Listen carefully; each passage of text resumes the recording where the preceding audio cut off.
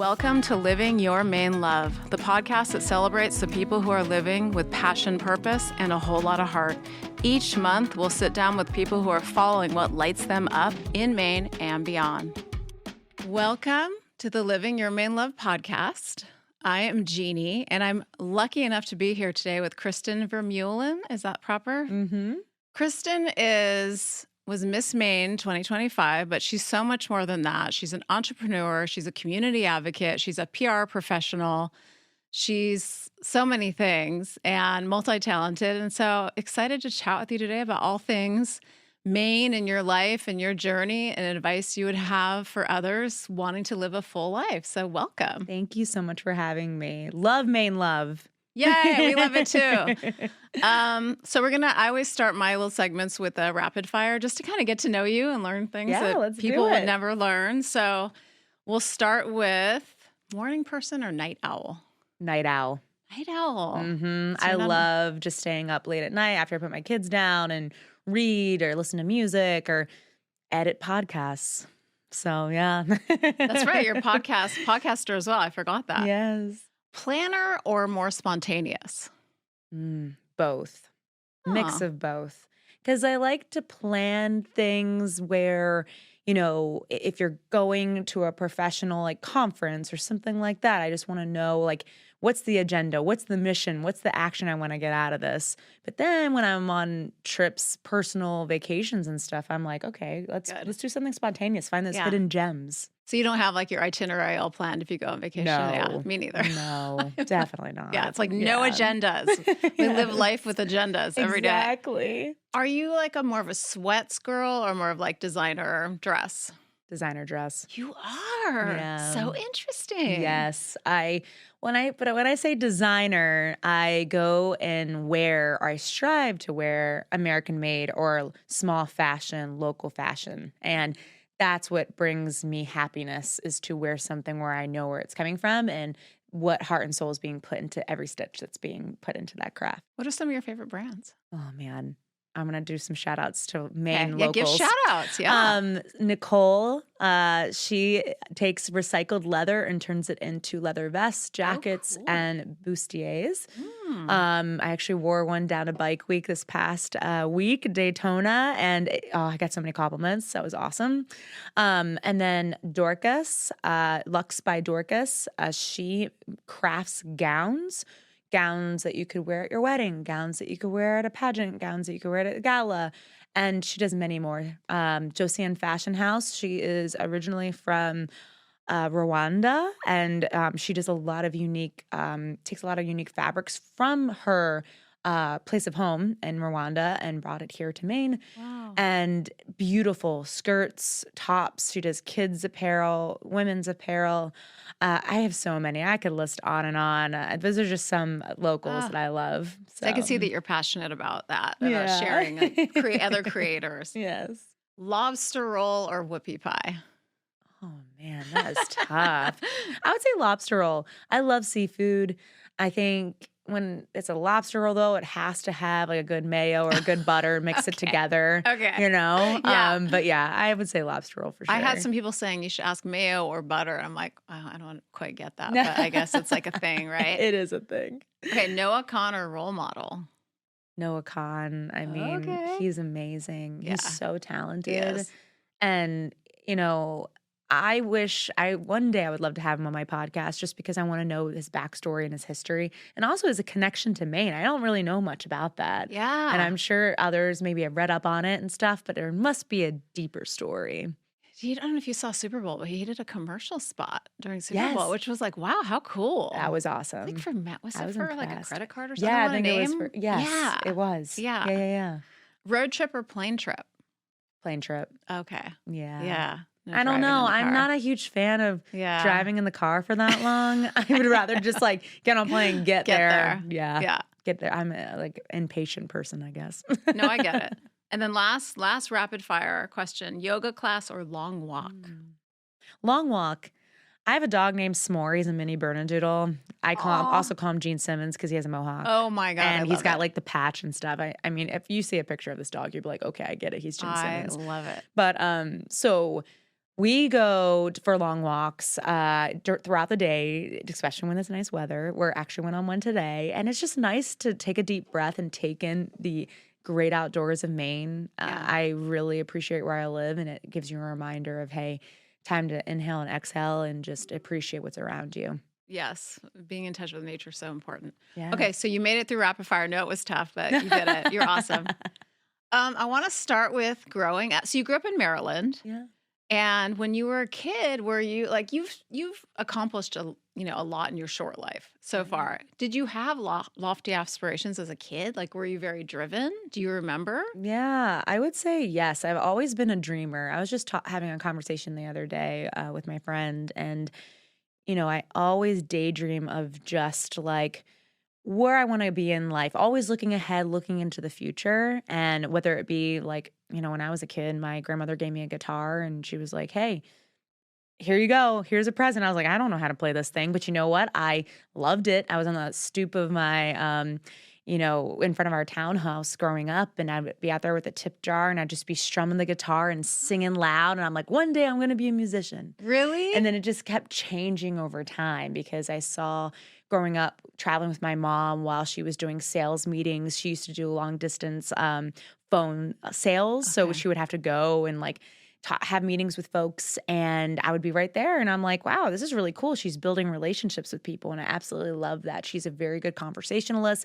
She gets to the point. She gets the sales. She was very successful with that. And I was like, you know what? Maybe that's something I'll do one day. And then going to my dad's work, take your child to work day. I don't even know if that still exists. I hope it does. But he was a contractor for the government company called Northrop Grumman, and he actually did a lot of projects with fighter jets and all this really cool technology and helping our government. And I was like, oh, this is interesting. I mean, this is really compelling stuff. I don't know if I'll get to this point. I know I'll never be an engineer because I'm not an analytical thinker and I don't think with my numbers. I'm not a data-driven person. But, I think I have a bit of both of my parents that I see now. And I think as a dreamer and having those skills, it really has brought such a big journey. And yes, I'm only 36 years old and I've come so far. So I would say, I did start young, just seeing my parents, but then also like my grandmother was an entrepreneur, owned her own antique shop. So I think a bit of everything that I've seen. I'm very grateful for my upbringing. I'm very grateful for my family and my friends surrounding me with love and just being a part of their stories and journeys. Yeah.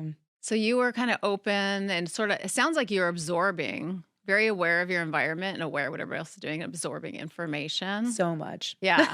Nowadays. You're like, too much, turn it off. Yes, it's a lot. Yeah. Especially in the heyday of AI. It's God. Too much information. But yes, I think I really appreciated just the stories that came from others of who have filled my cup, filled my life.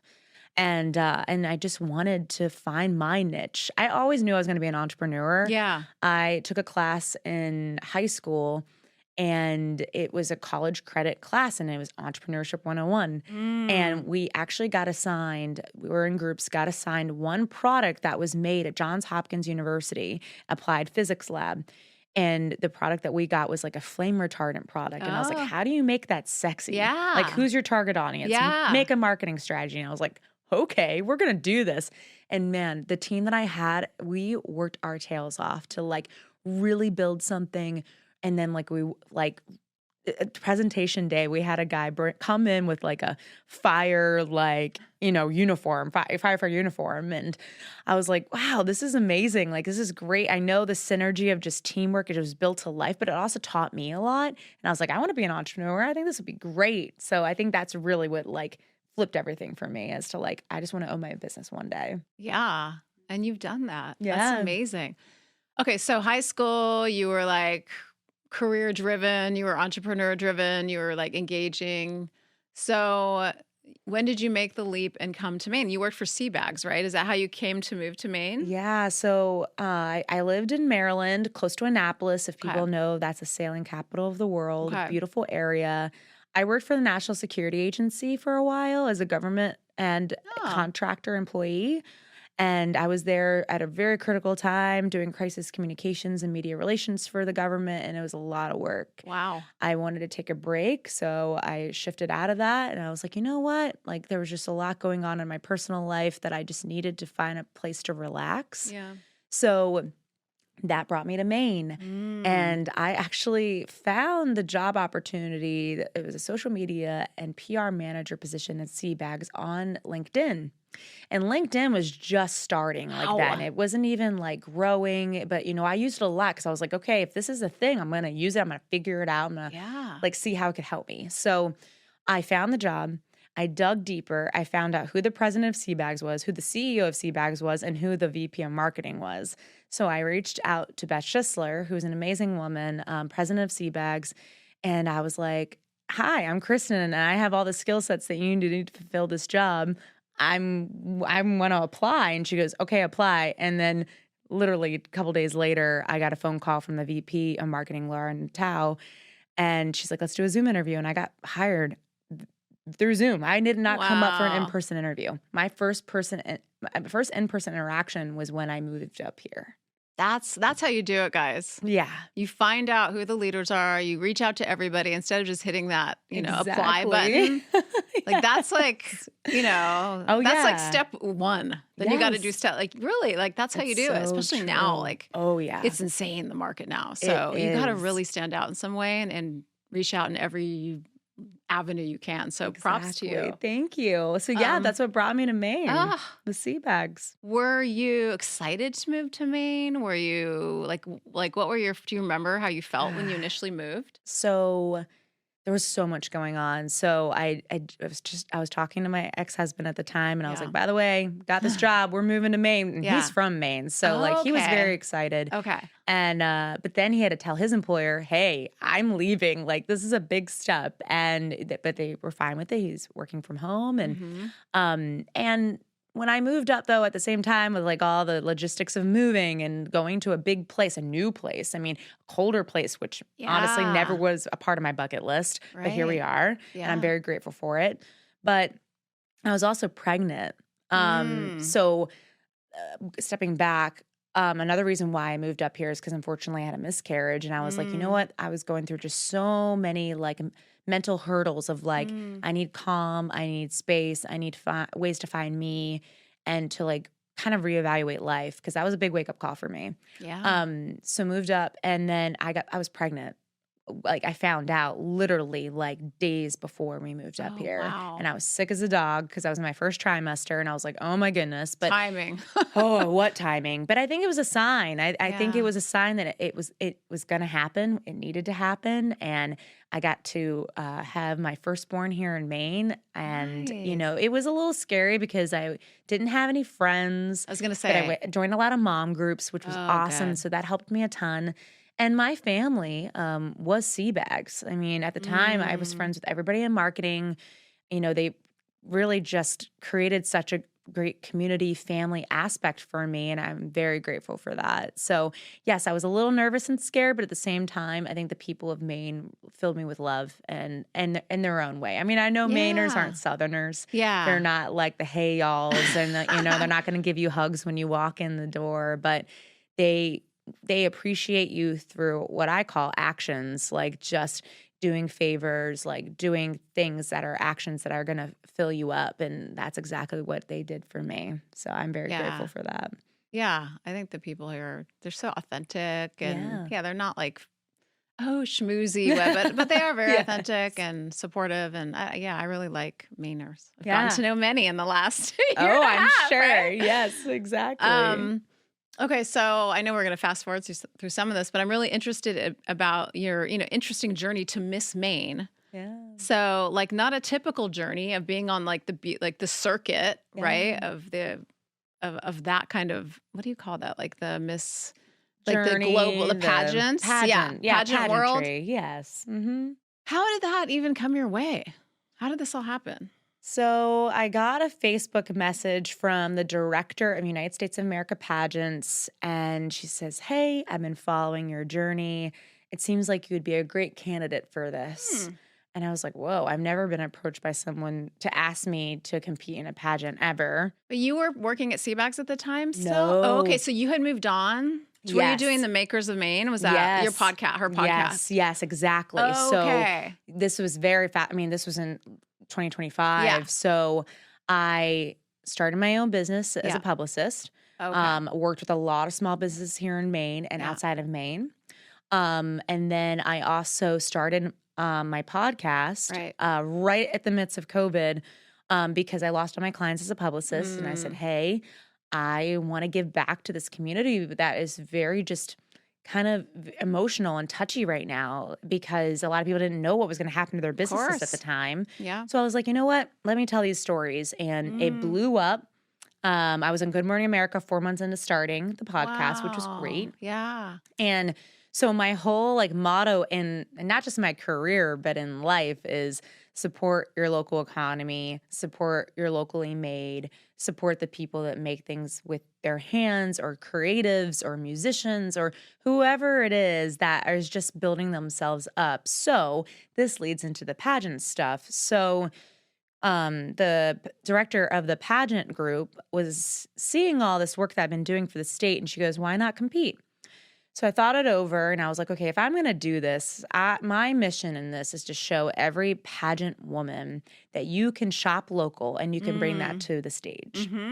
And oh, interesting. Yeah. And just to be like, hey, I want to work with a local fashion designer to make a gown or make a bathing suit or whatever that is. Yeah. So like sort of shine a spotlight on where you're from and sort of embrace that as a part of this pageant world. Exactly. Because you are representing not just, a state, but a country because ultimately you're competing for Miss America. Yeah. And I was like, I haven't really seen many women like go and really just put on everything that's made in their country. Like I go to Europe and especially like Germany, for instance, I mean, everything over there has a story behind it, made there, just the people, everything. Like, the culture, you know what you're getting out of it. And at the time during COVID, I was like, man, I think we need to redefine what America is. And that was another drive for this too, is sort of just like, how can I tell stories and share the love and the limelight of these makers working day in and day out, and then also showcasing what they're making. So I did a little bit of both. And in pageantry, so when you compete, you're not just going on stage to show off you in a bathing suit. Yes, I did that, and that was crazy. Never thought I'd do that in my life. But I did, and I have got 2 kids, and I'm like, oh my gosh, my body is like not ready for this, but hey, I did it. And then, it's a platform. So a platform is something that you represent that hits home with you. Yeah. And what you do is you showcase that through your interview to the judges, because you do have judges that go and look over everything that you're doing day of the pageant. And then also you're doing it through social media as well, through storytelling. And I was already doing that before the pageant. So I was like, might as well give this a shot. Yeah. And it definitely was not my bread and butter. I remember being backstage and I see all these beautiful women who've done pageants before and they're glitzy glam and they're practicing their walks and they're doing the things. And I'm like, oh my gosh, like I didn't practice enough. Like I didn't really know. I didn't really have a pageant coach. Like I did. Let me take a step back. I did have a pageant coach. She was wonderful and she helped me out a ton. But like I just didn't feel as though I was like completely ready because I never had a pageant under my belt. Then all of a sudden, get up there, do my thing, and just through all the confidence, through all the things that I've had like in my past, in my life, and I'm just like, I'm here for it. I'm doing this for myself and not just for my platform. And then come to find out, I won Miss Maine. And I was like, what? What does that mean? Do I sign a contract now? Like, how, like, what? Yeah, I have no idea what I'm in for. But hey, I did it. And I'm so happy that I did it. So you walked into this world you'd never been in, which, we've all seen movies or, Yeah. I'm thinking of the Sandra Bullock movie Yes, when she was Miss like, Congeniality. Yes. Oh, yeah. Like was there anything you learned about yourself through the process or things that surprised you about going through that? I would say the biggest thing that I learned is that I appreciated my body more. As having 2 wonderful kids, I was like, man, I'm never going to get that skinny stomach back. There's no way. Like, I'm never going to get like the really toned legs, like all these things. But you know what? I was like, it's not about that. It's really about your self-confidence and how you walk the stage, how you approach life, how you position yourself, how you talk to people. There's just so much more to pageantry than I think what others think of. And now I will say there's tons of other pageant groups out there that don't take this similar structure. There's other pageants that are out there being like, no, it's all about the looks. It's all about how you walk the stage and how you present yourself. And the interview is not a big score. But I chose this one because the interview was the biggest aspect of it. And I was like, okay, that's what I'm going to do. So I learned a lot in regards to self-confidence for sure. But I also learned a lot about other women that are similar to me in my stage of life. I met women who are single moms, kids, kind of navigating through life. They're powerhouses, have their own businesses. And I was like, wow, this is amazing. And we had the best class of people, of women, of queens this past year, just because we were all so friendly. We were all just there for one another, having deep conversations, and we're all still friends to this day. Like, I still visit Miss Tennessee. I still hang out with and talk to Miss New Jersey. Like, it's pretty awesome to have that connection, and I just never thought I would click with that crowd, but I did, and I love it. It sounded like you had a lot of really unique women there with you. Because you would assume they'd be like, well, I guess the only context we have is like TV, like competitiveness and superficiality, but it's so much more than that, Oh yeah, definitely. Yeah. I agree.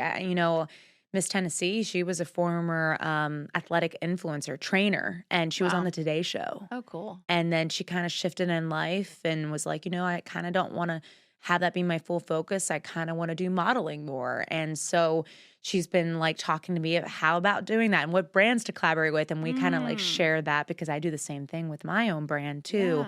Yeah. And then my friend Elizabeth, Miss Washington, great nutrition and fitness coach. She actually helped me through my nutrition journey. This past year, I used her and I lost 20 pounds. Good for you. Yeah. Wow. And it's all due to nutrition. And she helped me with some, fitness as well. Yeah. But the nutrition is just tough when you're a mom and you're trying to feed your kids, trying to feed yourself. You need easy meals. Working, busy, running around. Like, you have like hours to make like meal prep and stuff. Yeah, it is hard. It is so hard. Yeah. So like she understood that so well, and I'm very grateful. So like I said, these connections have just been built to lifetime friends, and I'm grateful. And everyone has their own skill set, which is great because I'm like, I don't know anything about fitness and health. I'm like, I'm just gonna give me a guide. I'll follow it, and I'll do it.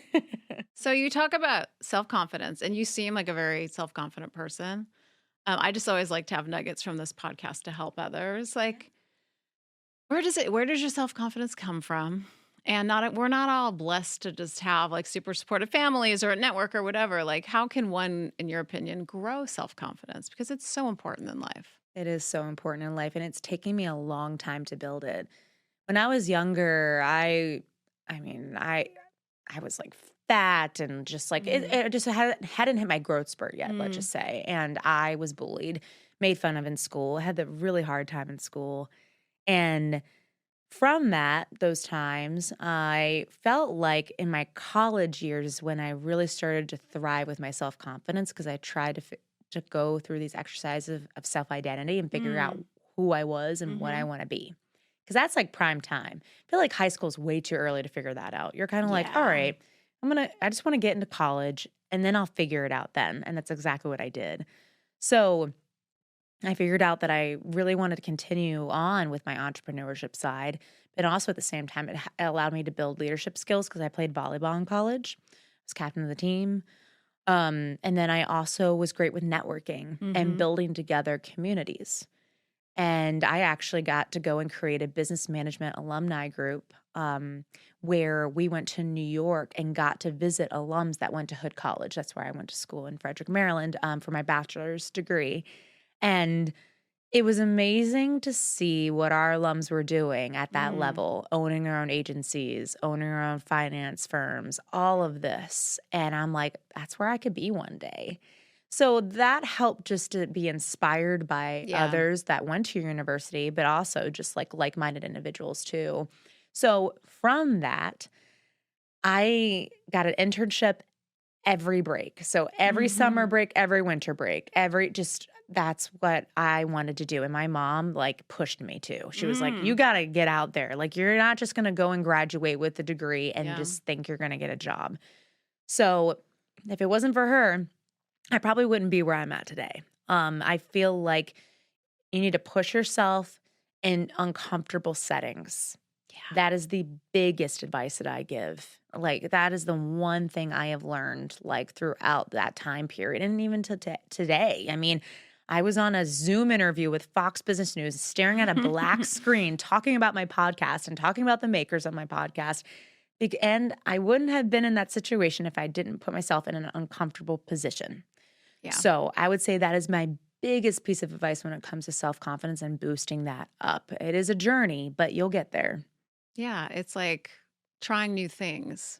And then you go into that unknown, but then you learn that, oh my God, I can do it. Yeah. Right. And then it's like, okay, I did that. And then it just sort of fills that little bucket a little bit. Yes. And then the next time you're like, I'm afraid. And that's almost like an indicator you should do it. It's so true. Right. So it is about sort of, it's like steps, Yeah. It's a process for sure. Mm-hmm. So Miss Maine, and then, so you have Makers of Maine, which is now what, Makers of the U.S. Is that accurate? Yeah. Okay. Yes. Yeah. And how's that going? It's going well. I did take a little bit of a pause during my pageant process. Yeah. I did interview my sponsors that were involved. I interviewed the fashion designers that were involved. But it was a lot of work. It was a second, well, at the time, maybe third job because I was doing the podcast, had my full-time job. And yeah, it was a lot. Now I'm revamping it again, which is wonderful. And I'm super excited. I have realized that I really need to not be so perfectionist at this. I had this vision when I started the podcast where I wanted to go and travel to these locations and film and photo and capture the moments and stuff. But with my schedule and having 2 kids and a full-time job and tending to all the things here in Maine, I'm like, okay, I got to use technology in order for this to happen because I love interviewing Maine makers and that will continue to always happen. But in order to now best please my audience, which is more national scale now, I'm like, I have to use technology in order to reach out to makers. So I'm super excited. I have a couple of folks lined up, which are very out of the box. So more to come in the next couple of months with those interviews. But the biggest news is that I am actually have 2 opportunities, maybe more, of turning the podcast into a docuseries. Really? Yes. Wow. And congrats. Thank you. Yes, this has been a huge dream of mine. I actually had this opportunity a couple years ago to do this, and it was a huge burden. It was a lot of lessons learned, and I was like, I don't know if I want to do this again, but there was a couple of networks that reached out recently that just really love the storytelling, really love the makers. Yeah. So we're navigating through that right now and figuring out what's the best approach, and also making it more reasonable for me to do it just because I don't know if I can be a host while I have 2 kids and having everything here in Maine. But I do want involvement because this is something I have built from the ground up. So if anybody has advice on building a TV show, please reach out to me. But I do have a lot of folks that I've been reaching out to that have helped me along this process too, that I can really trust and rely on because it is a process. So the podcast will continue. I always say it's at least 2 interviews a month. That's how I organize it. But with the TV show now in the works, there might be many more, it might be a little less. We'll see. Maybe it'll be on television. You are. I was just thinking, how do you balance everything? Yeah, it's a lot. And your full-time job is for Avia. And are you like a comms person for that? What exactly do you do for them? So I actually shifted into something. I wanted to get into something different than comms and PR and take a little break from that just because that's what I do, just with my own business. I mean, I still have my own PR business and having the podcast, but I'm actually in business development. So I actually go and connect with brands that are looking for a shift in their marketing and their advertising. And it's amazing because I've done business development in my own business, but it's mainly just small to mid-sized businesses. Yeah. These are nationally known brands. I mean, Via's been around for over 35 years, and John Coleman did a remarkable job in building that brand. And now Leanne Leahy, she's the CEO there, and she's continuing to grow that business in her own way. And I'm super excited for her for that.